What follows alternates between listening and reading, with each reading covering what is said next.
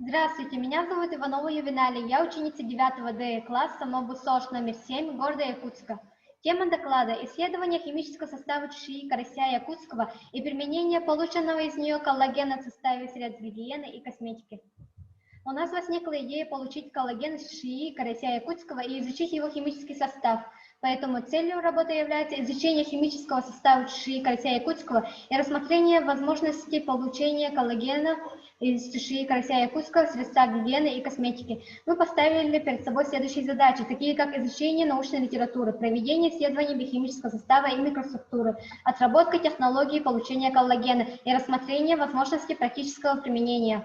Мы считаем, что применение правильной технологии переработки чешуи в лабораторных условиях позволит получить высококачественный коллаген, который впоследствии можно будет применить в составе средств косметики и гигиены. Объектом исследования выбрали чешую карася якутского, коллаген, полученный из чешуи карася якутского, крема и мыло, изготовленные с применением полученного коллагена.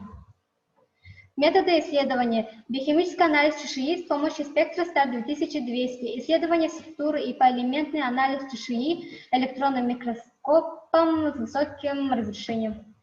На слайде предоставлены поэлементный биохимический и структурный анализ чешуи. Технология получения коллагена из чешуи карася якутского состоит из 3 этапов. Первое – промывка и высушивание, второе – измельчение, третье – получение нативного коллагена.